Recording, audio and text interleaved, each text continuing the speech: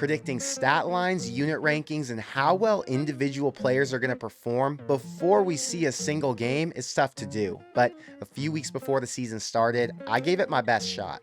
We're 6 weeks in, which means we've made it to the halfway point, and I think that makes this the perfect time to look back to my 8 hot takes to see which ones still have a chance to hit and which ones are dead.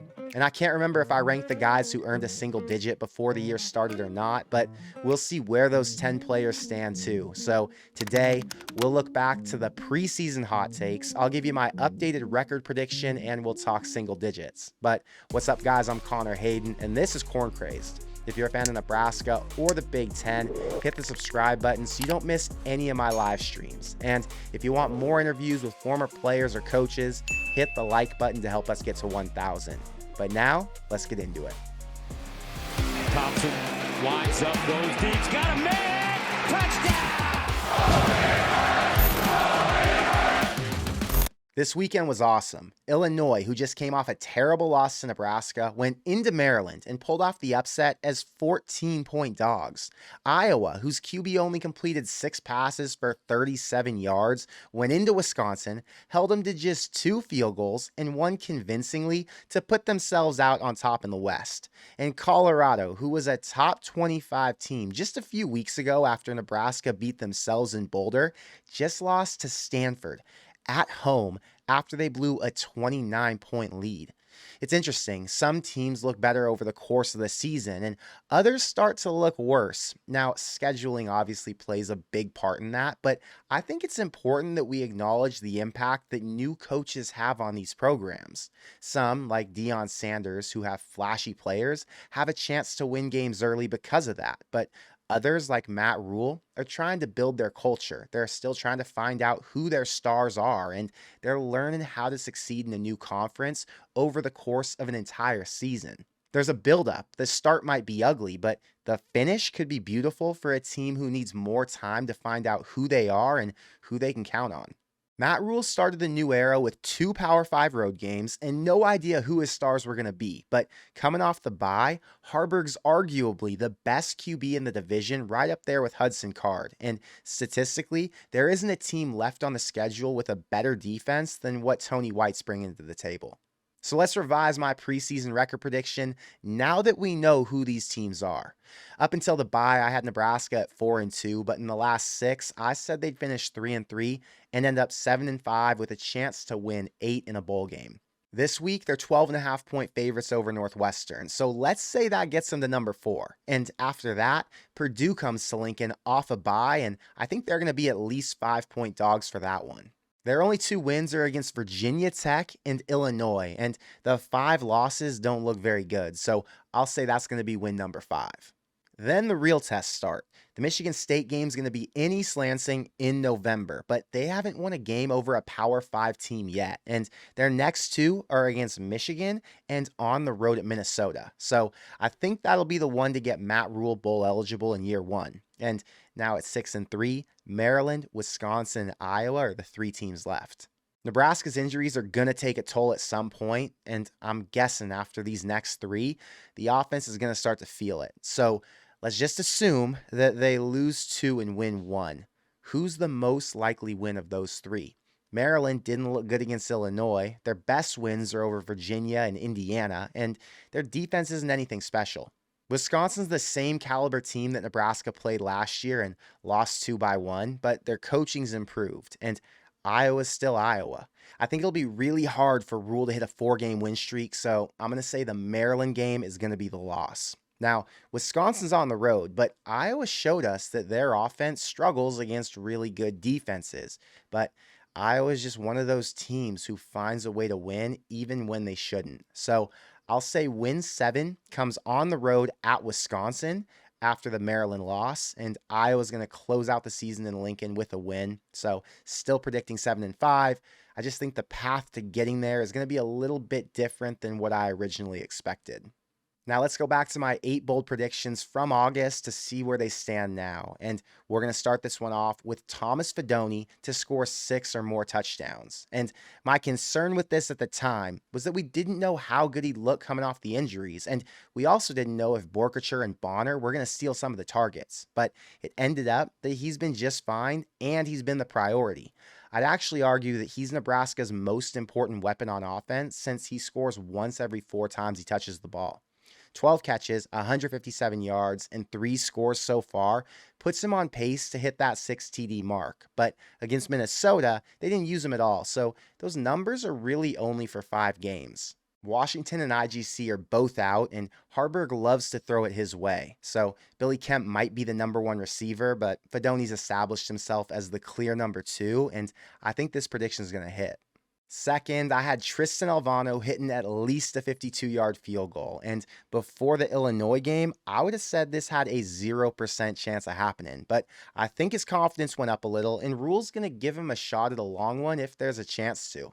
He's nailed all 15 extra points, but he's only 3 of 7 on his field goal tries, and all 3 makes were from 39 yards or shorter. He missed 2 40-yarders at home and 1 at Colorado, but there hasn't been anything in the 50-yard range yet, and part of that's because the offense is usually in pretty decent field position by the time they get to 4th down. Even if he gets to try a 50-something yarder at home at Michigan State or at Wisconsin, I think the weather is going to play a pretty big part in whether or not those kicks go in. It gets windy at Memorial Stadium, and the 2 road games are going to be really cold. So the best case scenario is we just see Alvano improve on his percentage, and I'm not too worried about him setting a career long this season. Number 3 was a win over Iowa or Wisconsin, who I thought could be ranked in the top 25 and in position to win the West by the time they played Nebraska. And it looks like both those could be true. Iowa's 6-1 with 3 very winnable home games left before November 24th. And even if they lost 2 of those 4, they'd still be in great shape to win the West and to be ranked in the top 25. Wisconsin's going to lose at least 1 more Big Ten game, but I'd expect them to be second in the West when they host Nebraska, and with only 3 losses at that point, they could be a borderline top 25 team too. Nebraska's going to be the underdog in both these games since historically they love losing in late November, but neither are all that good, and when Nebraska was at their worst last year, they went 1-1 and were 1 defensive stop away from going 2-0 in these matchups. These 2 games are going to decide 1st, 2nd, and 3rd place in the division, and with so much on the line, I still like Rule's odds to win one of these to either secure a bowl bid or hit that 7-win mark. 4th was over 15 interceptions for the defense, but they've only come up with 4 so far, so I think 15 is going to be a reach. Now, last year's team finished with 9, so I'm hoping they can get back to at least that, but I don't think any of the teams are going to throw that much, and if they do, they're probably going to go underneath since a lot of these quarterbacks are kind of average. My original hot take was for the D to go over 25 sacks, but the more I thought about it, I just couldn't see the line being as productive with so many new names playing, and in reality, I couldn't be more wrong. They've already got 16, and they're on pace to finish with over 30, and for perspective, they only had 21 last year. Regardless, the D's been awesome so far, and the 4 guys with picks are all still healthy and in the lineup. So hopefully the pass rush keeps messing up the rhythm and we see more turnovers down the stretch.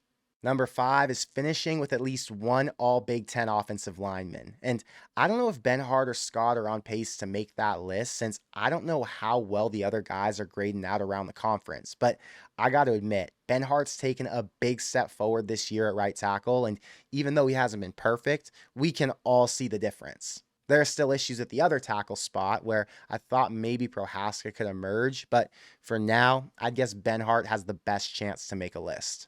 6th is Brian Buschini ranking in the top 15 nationally as a punter.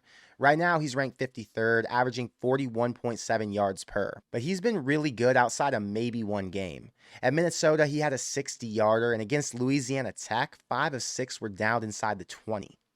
Nebraska's on pace to punt it 52 times this year, which is 16 less than last season. So I think the real win here is that even though people love Buschini, the offense converts way more often and usually has him closer to the 50, so he can focus on placement as opposed to distance. But I still think he'll finish as one of the best punters in the Big Ten. Number 7 was that Cam Lenhart would finish with more than 5 sacks, and if he didn't get hurt and miss the last 3 games, he'd be pretty close to hitting that already. Jamari Butler leads the team with 3, and Lenhart's right behind him with 2. But there have been so many good down linemen in the new scheme that I don't know how much they're going to rely on him versus how much they're going to rotate other guys in. Either way, I still think he's in a good spot to get to 5. He just needs to be healthy so he's actually on the field. And last at number 8, I had them finishing with a top 40 defense nationally. Right now, they rank 24th, right behind Northern Illinois and Louisville. And I had to throw that out there because who would have thought those two would be in the top 25? Anyway, 2 of the last 6 teams on the schedule rank in the bottom 10 nationally in total offense. So as long as the D can stay consistent and doesn't lose too many more guys to injury, I feel great about this one hitting. And I think we could actually boost it up from top 40 to top 20. But now it's just about getting the offense to alleviate some more pressure and to finally be able to close out some of the games on their own. I was trying to think of some others I could add to this list, but honestly, at this point, I don't care anymore. I just want to see them win. I want to see them play spoiler to Iowa, and I want to see them get into a bowl game. Last week, I had the chance to interview Adam Carricker for a half hour, and we talked about the QBs, we talked about the defense, the new expectations, and a bunch more. So if you haven't had a chance to check that one out yet, make sure you do. I linked that video above. And if you haven't gone to carrickerchronicles.com, make sure to head there for more content from Adam this entire football season. They've been a great sponsor for our channel, so if you haven't yet, click the link in the description box below, and that'll take you straight to the site. Before the season started, Matt Rule had the team vote on the 10 guys who got to wear single-digit jersey numbers this year. So let's rank them based on how well they've performed so far. 10th is number 7, Jeff Sims. Jeff's only played in 2 games, but he had the worst start he could have possibly hoped for, and his ankle injury basically cost him the job after Heinrich came in and went 3-1 as the interim. I hope he gets a chance to redeem himself because I want to see it, but so far it's been almost all bad for the former QB1. 9th is number 9, Ty Robinson. He's low on the list, but it's not because he's been bad, it's because everybody else has been so good. He's 4th in tackles for down linemen with 13, but he's one of the last names that gets brought up when you talk about impact players from the line in pretty much every game. 8th is number 1, Billy Kemp, who's the clear number 1 receiver, but only has 20 catches for 219 yards and 2 touchdowns. It's not all on him since the QBs have struggled to get him the ball, but the expectations were for him to get at least 750 yards, and at this rate, he's only on pace to hit about 400. 7th is number 6, Quentin Newsome, who sealed the win over Illinois with an interception after he got beat for a touchdown early on. He's got 1 pick and almost had a second, but as the number 1 corner, he's just not targeted as often. He's not Nebraska's best DB, but he's been pretty consistent, and if he wasn't back there, we'd notice the void. 6th is number 3, Nick Henrich, who's taken a huge step forward since he came back from injury. I remember getting flooded with comments always asking why Henrich was still a starter last year, and that energy today is completely different. He's faster, he plays with more confidence, and the coaches have plenty of positive things to say about him when his name gets brought up. The linebacker core is one of the best units on the entire field, and he's already got 2 sacks, 3 tackles for loss, and 13 solo. 5th is number 8, Deshaun Singleton, who basically came out of nowhere and took a starting job at safety. He's been hurt the last couple of weeks, and it sounds like he's going to miss some more time, but he was one of the biggest hitters on the whole defense, and he was almost like another linebacker, so the run D had even more help whenever he was in. 4th is number 5, John Bullock, and he's getting better as the year goes on. Remember, this dude played DB, and he only started working in at linebacker a few months back, so the more experience he gets, the better he looks. He's got 30 tackles, a sack, 2 batted balls at the line when he came on a blitz, and with Luke Reimer out, he's been one of the biggest reasons the defense hasn't fallen off without their best linebacker. 3rd is number 4, Luke Reimer, who's missed the last 2 games with an injury and then another issue, but I think he gets to come back this week. He's 2nd on the team in sacks with 2.5. He has another 2.5 for loss and 14 tackles overall, but the D-line being better than they have been in the past took a lot of pressure off him to make every tackle.